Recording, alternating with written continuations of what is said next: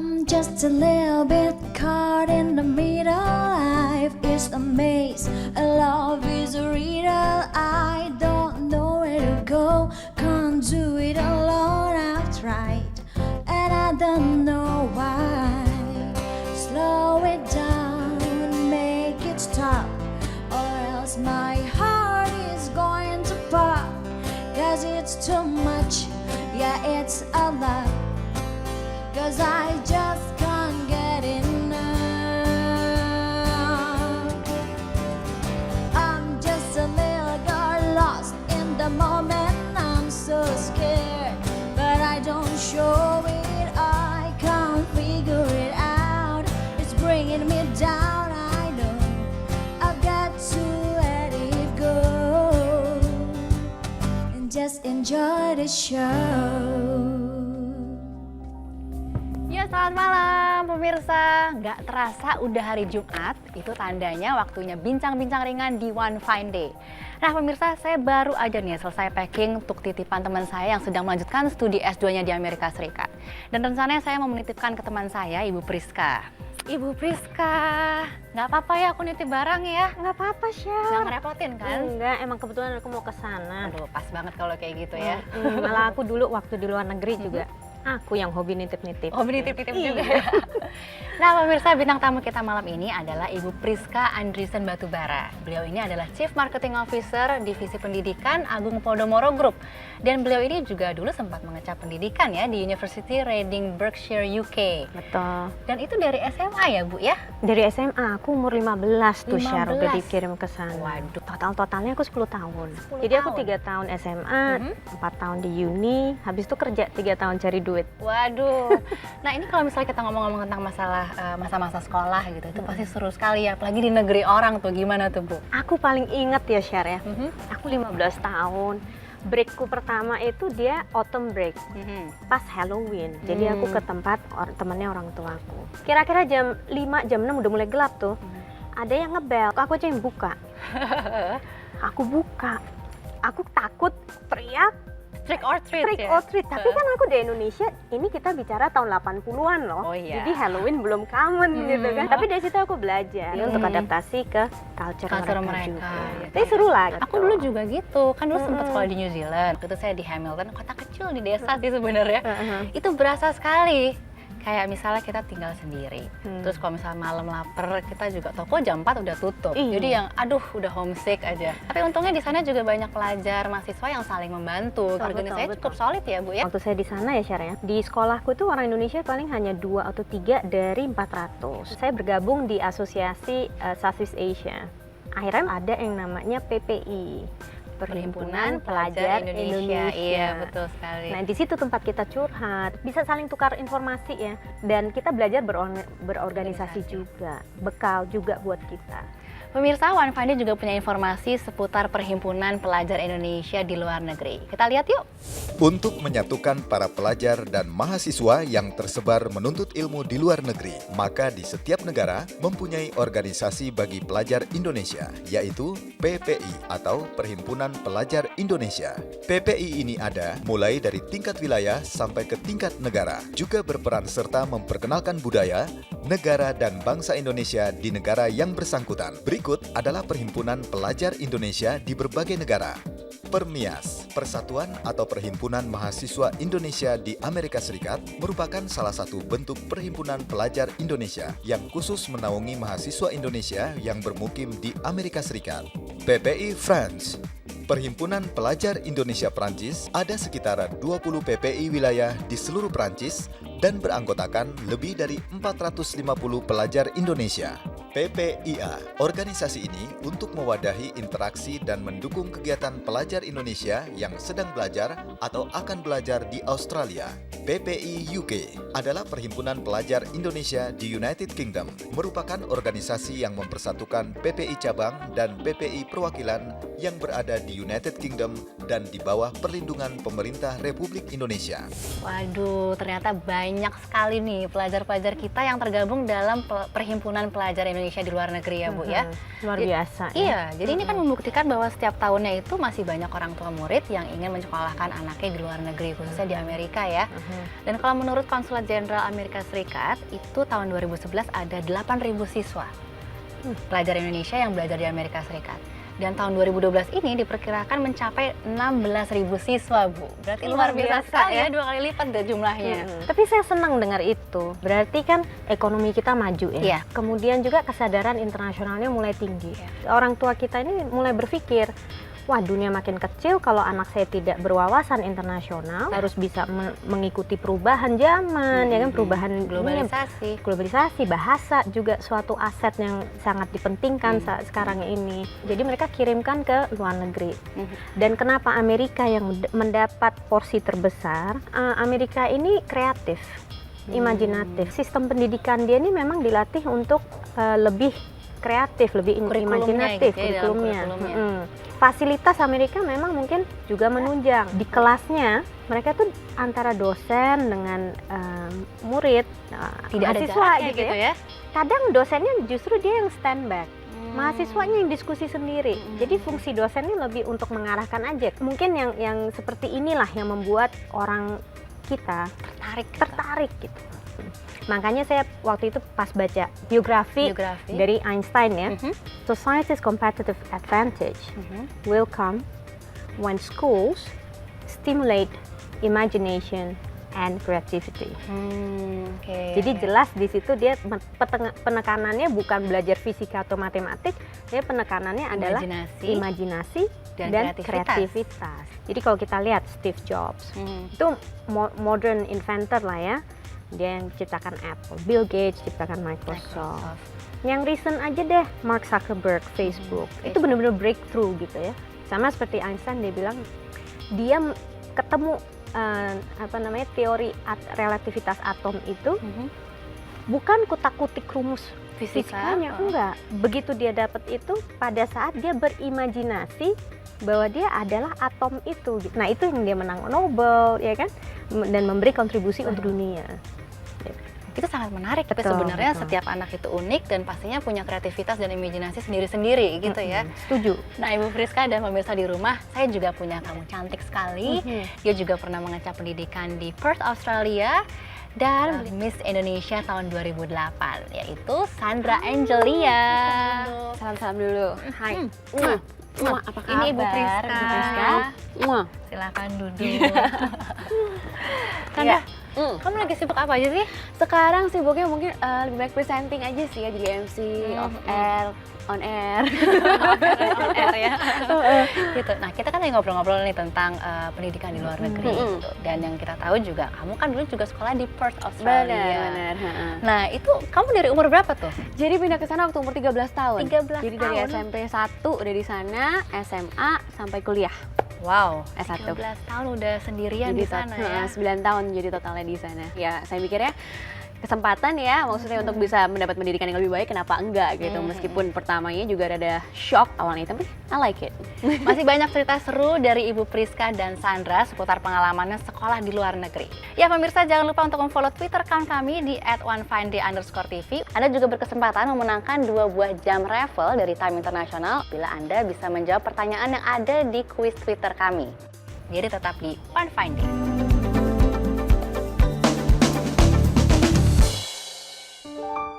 Seiring langkah membangun negeri, pengalaman telah kuatkan kami, senantiasa membangun dengan hati dalam kebersamaan dan harmoni.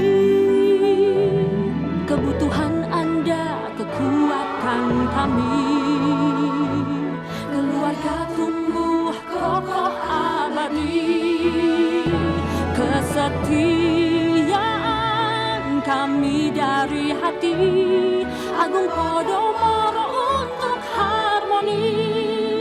Wujudkan mimpi bersama kami, Agung Podomoro untuk harmoni.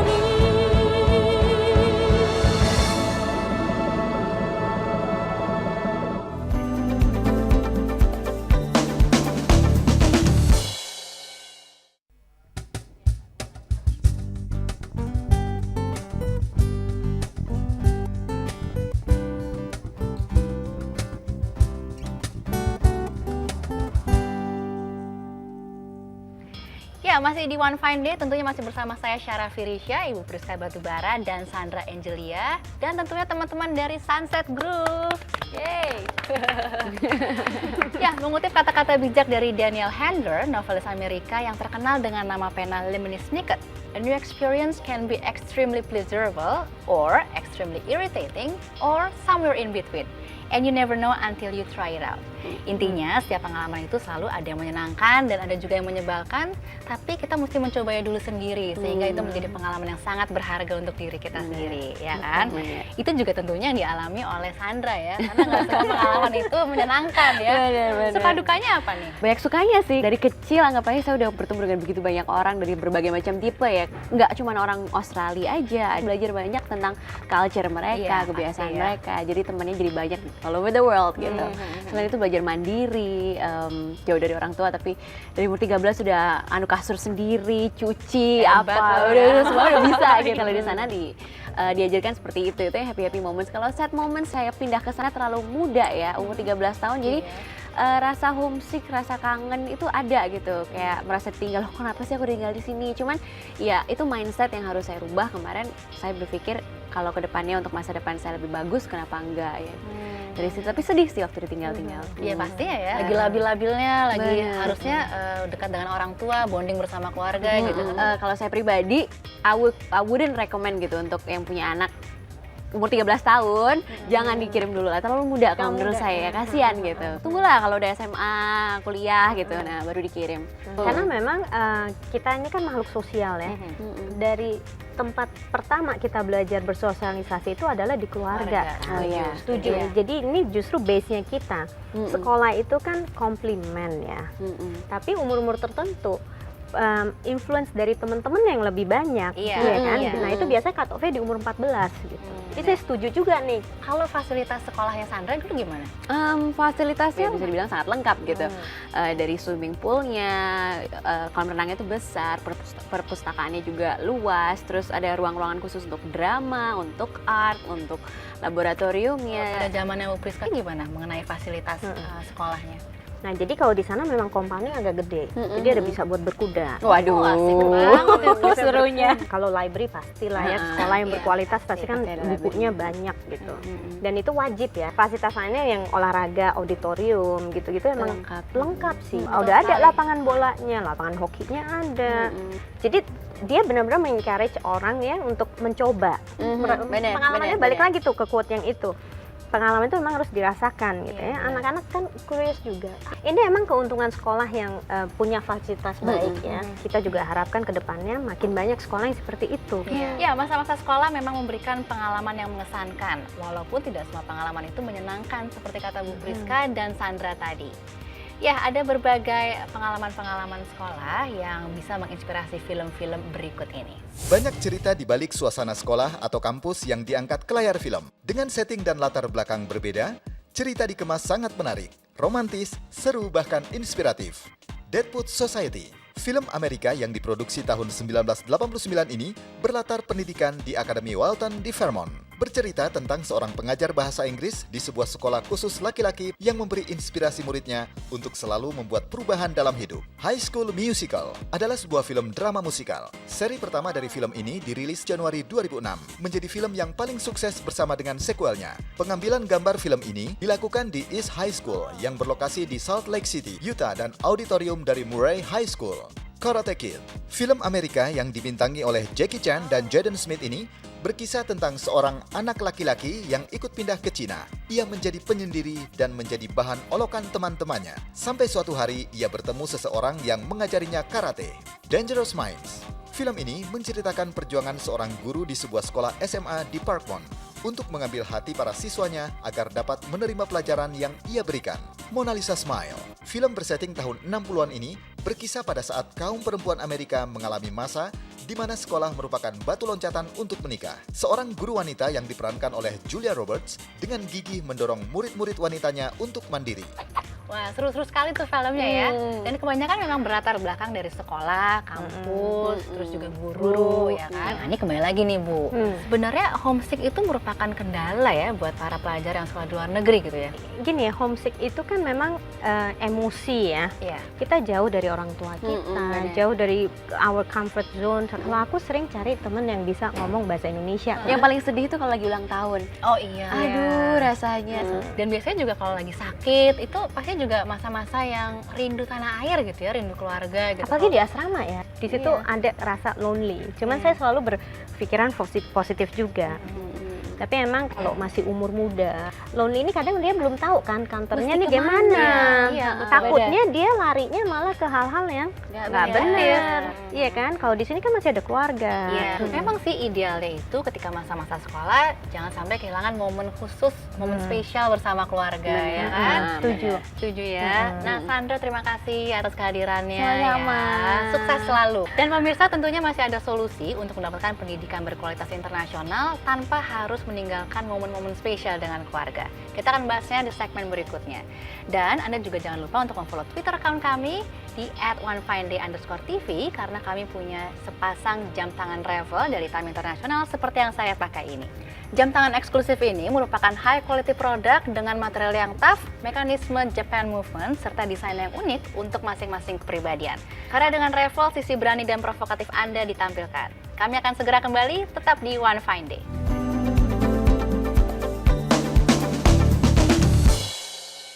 Agung Podomoro untuk harmoni.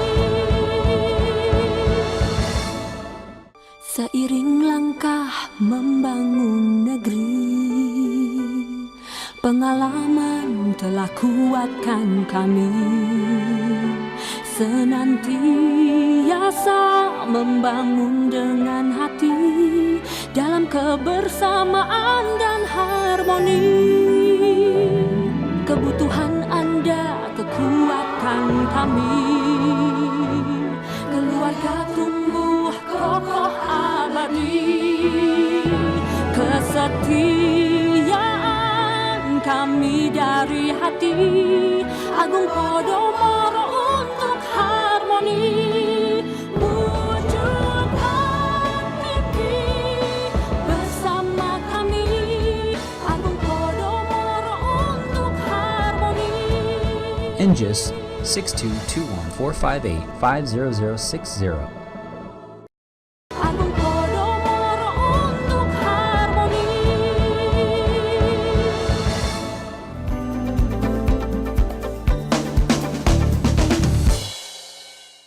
Ya, masih di One Fine Day dan kita juga sudah kedatangan tamu Ibu Erni Ho. Beliau ini adalah Business Manager Divisi Pendidikan Agung Podomoro Group. Bu, tadi saya sama Bu Priska dan Sandra berbincang-bincang mengenai pengalaman kita selama sekolah di luar negeri. Dan sekarang ini juga masih banyak sekali orang tua yang mau menyekolahkan anaknya ke luar negeri. Tapi sebenarnya bisa nggak sih kita adaptasi gitu yang bagus dari sana untuk dipakai di sekolah di Indonesia? Bisa, Syar. Jadi kalau sekolah itu kan kita lihat guru-gurunya ya. Nah, jadi kalau kita ada kemungkinan membawa guru-guru yang bagus dari luar untuk masuk ke sini dengan tujuan menginspirasi, kita bisa ciptakan lah ambience seperti itu. Di mana di kelas proses pembelajarannya itu lebih aktif gitu. Kita lihat karakter anaknya ya. Kalau fasilitas saya rasa sekolah di sini nggak kurang gitu ya. Yang mungkin agak kurang mungkin fine arts-nya ya. Jadi kalau music department-nya bisa diperbanyak alat-alat musiknya. Jadi seharusnya sih bisa ya. Dan memang biasanya kalau sekolah yang mengadop kurikulum dari luar negeri, mereka lebih fokus pada kreativitas anak, inovasi anak. Jadi anak memang diajarkan untuk berpikir lebih kreatif. Jadi nggak perlu jauh-jauh ke luar negeri, berpisah dengan keluarga hanya untuk mendapatkan kualitas pendidikan yang bagus. Di sini pun sebenarnya sudah siap, di Indonesia bisa diberikan pendidikan dengan kualitas tersebut. Jadi anak tumbuh kembang dengan keluarga, bisa berdampingan dengan ayah ibunya, sambil dia juga bisa mendapatkan pendidikan yang baik. Dan yang paling penting juga adalah adat ketimuran. Sebagai bangsa Indonesia kan kita juga mau ya generasi muda kita masih membawa adat ketimuran. Kalau dia sudah keluar negeri dari kecil kan itu adatnya sudah mulai luntur gitu. Ternyata memang benar ya, kalau tumbuh kembang anak pada masa-masa sekolah ada baiknya memang didampingi oleh keluarga dan orang tua gitu ya Bu ya. Betul. Kalau Bu Erni sendiri gimana untuk menyikapi seperti ini Bu? Ya, untuk mengakomodasi kebersamaan dengan keluarga, tapi sekaligus juga orang tua bisa memberikan kualitas pendidikan yang baik buat anaknya. Karena itu Agung Podomoro Group mengembangkan sekolah internasional di daerah Kelapa Gading, yaitu North Jakarta International School. Kami berharap dengan keberadaan sekolah tersebut bisa mendampingi anak-anaknya untuk tumbuh kembang sampai dewasa. Oke.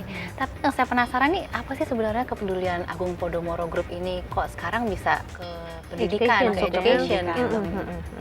Jadi gini, kita ini kan memang core bisnisnya properti ya. Iya. Nah, cuman kita filosofinya tidak hanya mau meng-create house, cuman kita mau meng-create home. Bukan hanya fisiknya, tapi juga dalamnya. Home itu keluarga ya. Dia bahagia kalau anak-anaknya ini juga mendapat chance, mendapat opportunity untuk belajar di sekolah yang bertaraf internasional. Dari situ kita melihat langkah yang tepat berikutnya adalah memang masuk ke education. Jadi kalau bisa dekat dengan keluarga dengan taraf internasional, kenapa tidak? It's gonna be a better home for everyone. Tapi nih Bu Erni, kembali lagi ke Bu Erni ya. Kalau Anjis ini konsep detailnya bertaraf internasional, tapi juga ada bonding keluarga. Itu bisa dijelaskan nggak? Anjis ini mengadoptasi kurikulum dari Amerika. Jadi textbook kami dari Amerika, guru-guru kita juga dari luar negeri yang memang mempunyai sertifikasi untuk mengajar ya. Kemudian konten pembelajarannya pun dia memang mengacu ke kiblatnya ke sana. Jadi di Anjis itu bukan hanya guru dan murid ya, orang tua juga terlibat. Kami punya yang namanya PAVA. PAVA ini perkumpulan orang tua murid yang mensupport kegiatan di sekolah. Ada keterlibatan yang luar biasa tuh antara guru, orang tua, dan juga dari murid gitu. Jadi memang seperti satu keluarga besar di Anjis. Pemirsa, bahkan mantan ibu negara seperti Hillary Clinton mengakui bahwa dia sangat beruntung akan kehadiran orang tua dan pendidikannya yang ia dapatkan. I feel very lucky because of my parents and then my education, the opportunities that I have had. So, I would like to continue working to improve lives for others. Ya, akhirnya memang terbukti bahwa pendidikan yang diiringi dengan bonding bersama keluarga atau orang tua akan melahirkan karakter-karakter hebat yang bisa survive di masa mendatang.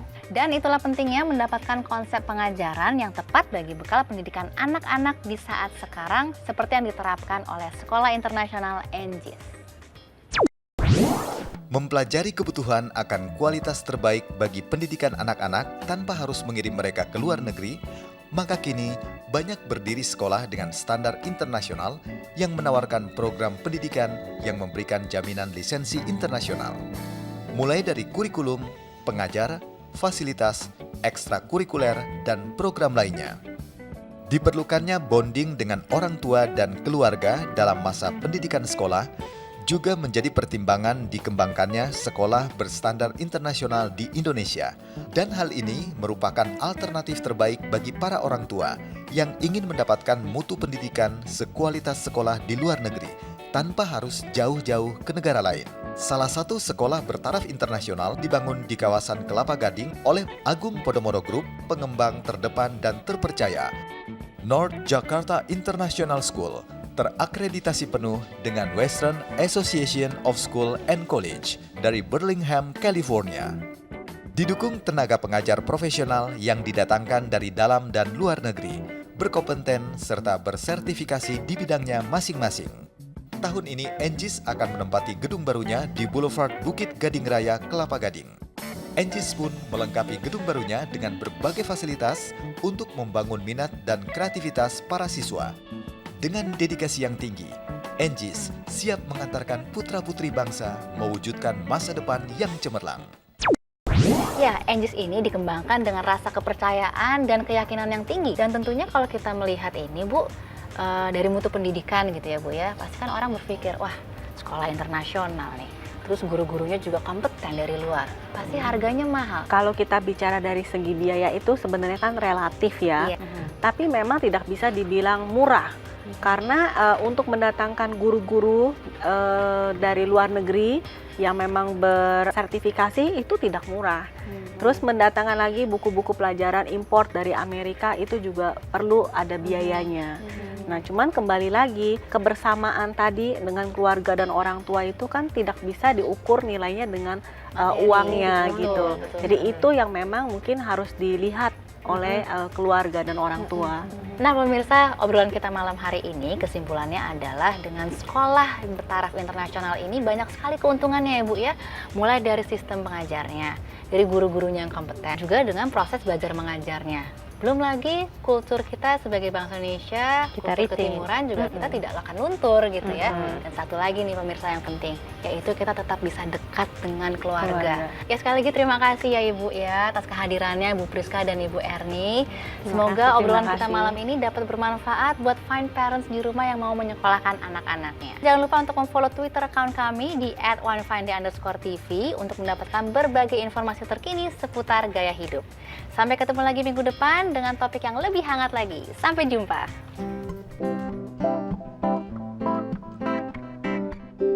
Strawberry lips shining in the summer sun. Canary tips glowing there for everyone.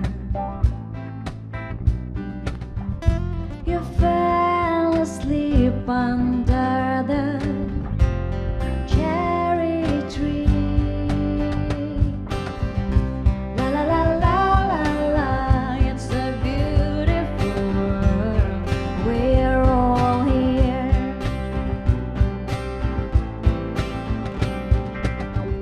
Your winter skin shining in the summer sun. Summer sun, we know within you will stay for